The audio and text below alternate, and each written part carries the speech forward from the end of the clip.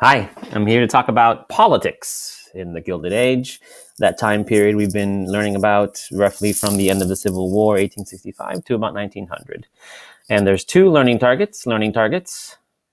One, for you to be able to describe major political party trends in the Gilded Age. So what were the Republicans and what were the Democrats doing on a national level? And two, for you to be able to debate whether something called urban party machines were a benefit or a detriment to U.S. politics at the time. And obviously, I'll have to teach you what those are for those of you who don't know. And then I'll tell you how we're going to engage in a discussion about that. The first learning target for you to be able to describe major political party trends in the Gilded Age. So what were the national parties, the Republicans and Democrats, doing during this time period? What were they like?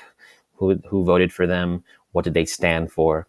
Etc. What was going on at the national level in government after the Civil War and after Reconstruction in particular? The one I'm going to talk about several trends. The first trend I want to talk about is corruption.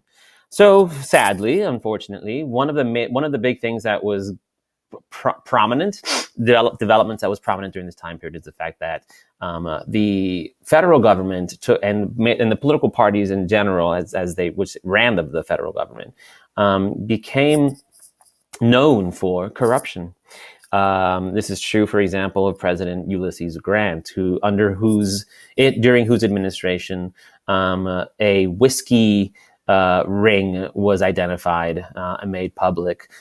This was an example of corruption. Basically, what was happening was there was an excise tax on whiskey, and whiskey manufacturers, big companies that made whiskey, were bribing federal officials to avoid having to pay the tax. And so, money in the pockets of federal officials in the return for doing them a favor of not applying federal law to them. That's one big example of the endless corruption of this time period. Mark Twain was an author, right? Made his name during the Gilded Age, during this time period in 1871, in a book called The Gilded Age. He's the guy who coined the term BTW. I think I mentioned that before. He writes, "Suppose you were an idiot, and suppose you were a member of Congress. But I repeat myself. And it could probably be shown by facts and figures that there is no distinctive Native American criminal class except Congress." So that was the reputation of the federal government. One of corruption, selfishness, greed. Another thing to know about is another trend was the fact the Republican Party dominated during this time period. This graph shows you the percentage of seats controlled by one or the other party in the Senate and in the House. And this is the time period we're talking about, the Gilded Age. You see there's a lot of red there. In other words, the Republicans dominated Congress during this time period. They also dominated the presidency, which is this middle line here, for a lot of that time period and even beyond. We'll talk more about this graph as we get into the later years and into this blue area, which is later. But that's another big thing to keep in mind, is that the Republicans were most successful. On the other hand, there was high voter turnout during this time period. Both parties were successful in getting people to vote and vote for them. This is the heyday of voter turnout. We've been talking lately, right here in the U.S. Today about the high voter turnout in 2020 in November, and just in the last 24 hours in Georgia for the runoffs for Senate, the 2 Senate seats. And people find it remarkable that upwards of 70% of people voted, who could, eligible voters actually voted. That's still not as high as the Gilded Age was apparently. During presidential elections, you notice that upwards of 80% of eligible voters were voting during this time period. The parties were really good at getting people to come out and vote during this time period. One of the reasons for that was the fact that the parties were divided by region, by ethnicity, and culture. In other words, so much of your identity during the Gilded Age was defined by your political party, or your political party was defined by your identity. If you were a white Protestant who didn't live in the South, you were almost certainly a Republican. If you were in one of the, if you could trace your lineage to the older immigrants from Europe, from Northern and Western Europe in particular, Germans, Scandinavians, of course, British subjects, people from England, Wales, Scotland, you are likely a Republican. If you were Black, you were a Republican. And of course, that's only those people who could vote, mostly in the North. And still, the vast majority of African Americans lived in the South during this time period. On the other hand, if you were a white Southerner, you were a Democrat, the solid South, as it was known, and Blacks could not vote in the South. And outside of the South, the Democratic Party enjoyed the support of Catholics. That includes German American and Irish American Catholics, and all the newer immigrants from Southern and Eastern Europe who were those who were eligible to vote, and that depended on the state that they were in. But all of these people came out to vote in huge numbers during this time period. And that meant that the elections were very close. And that's another development during this time period, was the close presidential elections. This is a difference in the popular vote between major party candidates in presidential elections. You'll notice that the Gilded Age is has one of the lowest differences in terms of the popular vote. So the parties were really close. The Republicans won Congress all the time, but the presidential elections were very close. And that meant that as a political party, you really couldn't stand out too much. That both parties tried hard to appear to be kind of almost shapeless. Like, they didn't want to have controversial or provocative platforms because they were afraid they might lose just enough voters to lose to lose their chance at winning the presidential election, because these elections were so close.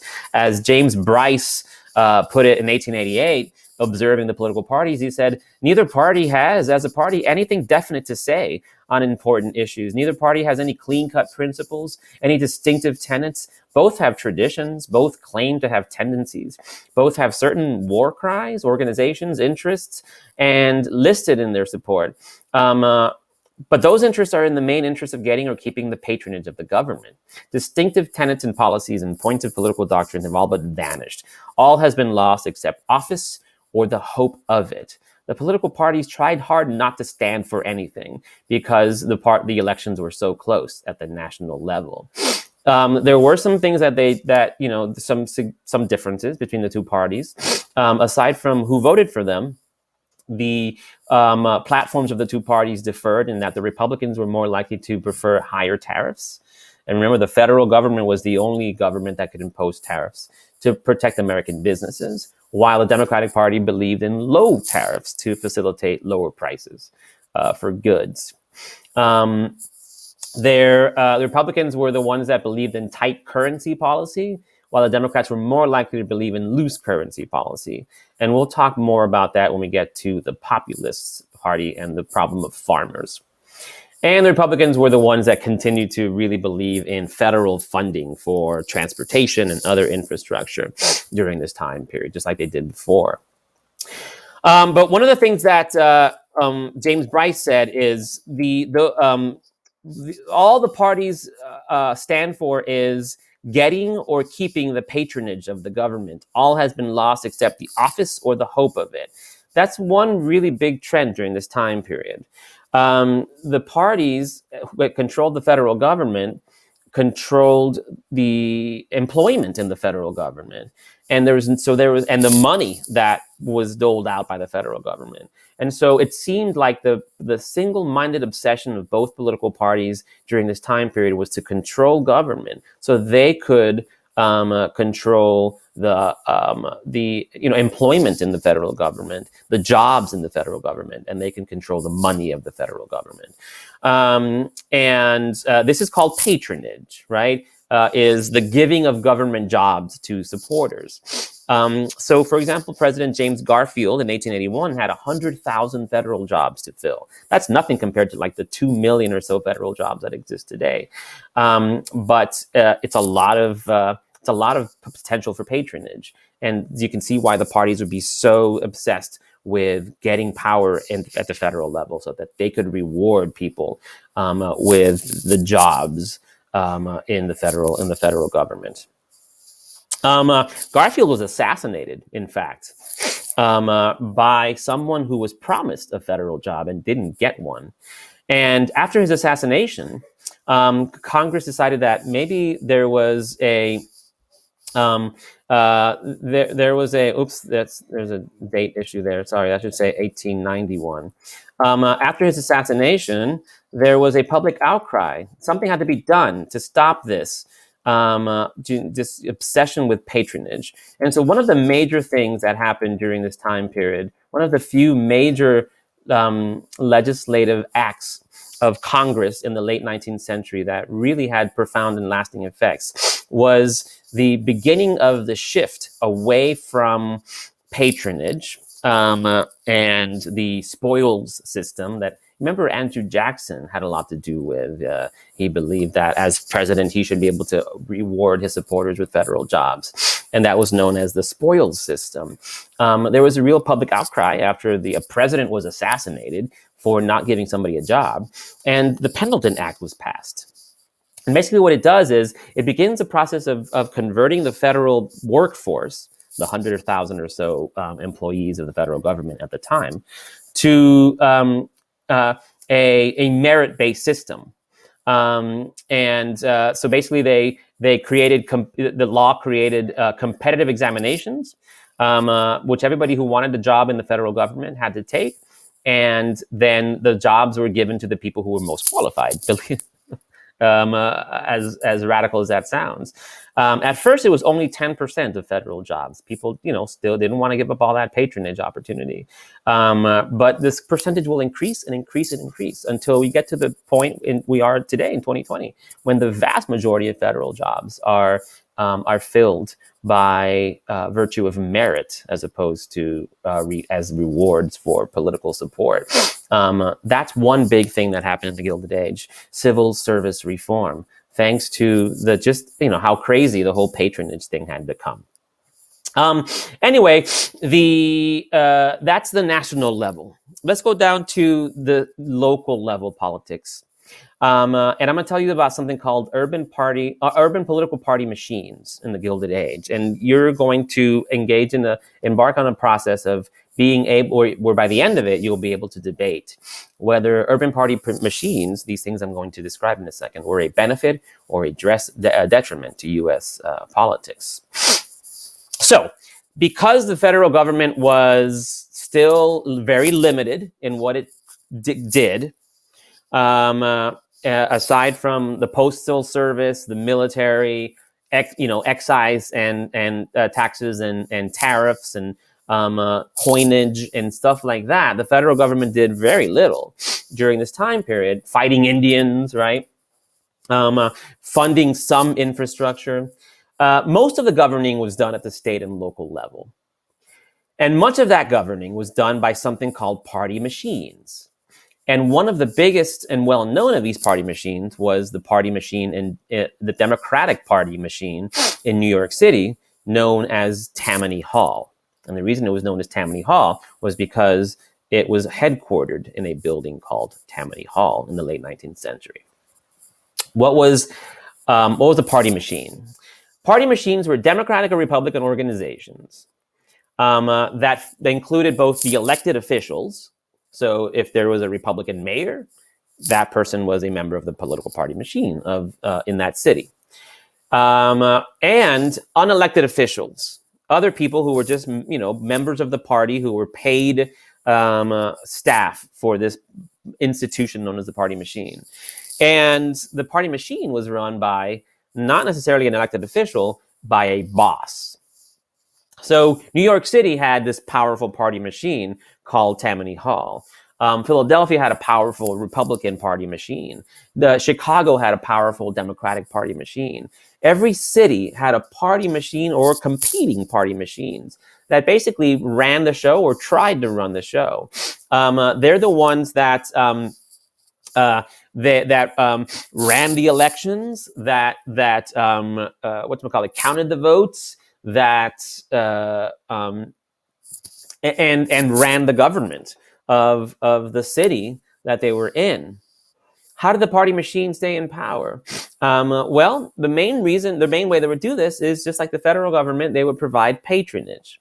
Party machines, because they controlled the machinery of government at the local level, because they had money too, were able to provide services and rewards to neighborhoods and families. In return, they expected loyalty. So a party machine, you might be, say, an immigrant just recently off the boat, and you arrive in New York City, and your cousin tells you, "Hey, look, when I first got here, I didn't have a job. I went to Tammany Hall. This is this place that is controlled by this thing called the Democratic Party, and which is the party that runs this government right now.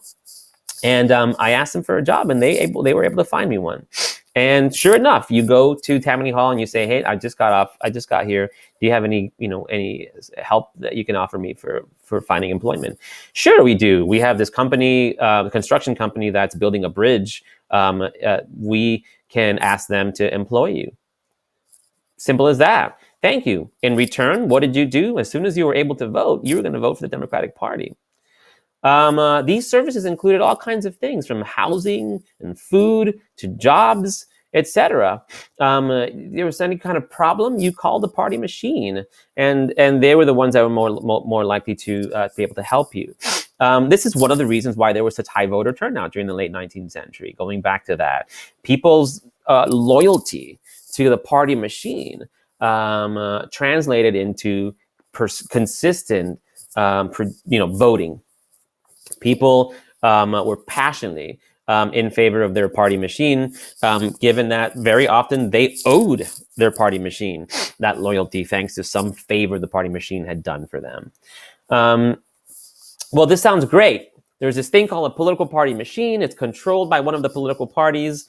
It consists of the elected officials for that, representing that party, but also other folks who are members of the party that run a lot of the machinery of government.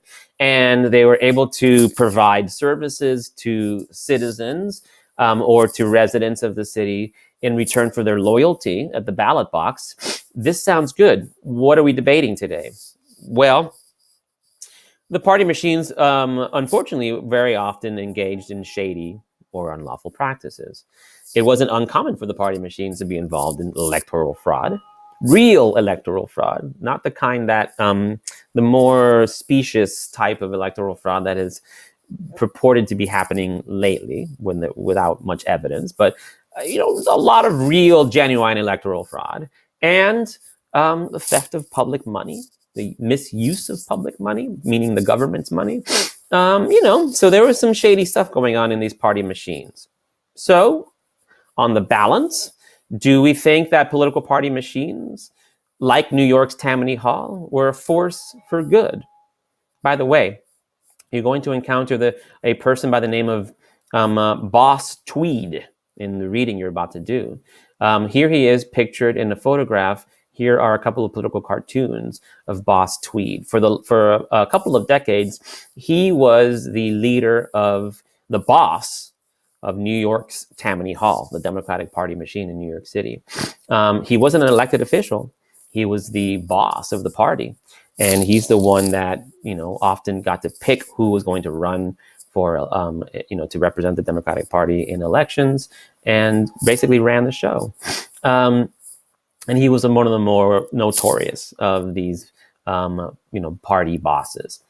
Were these party machines a force for good?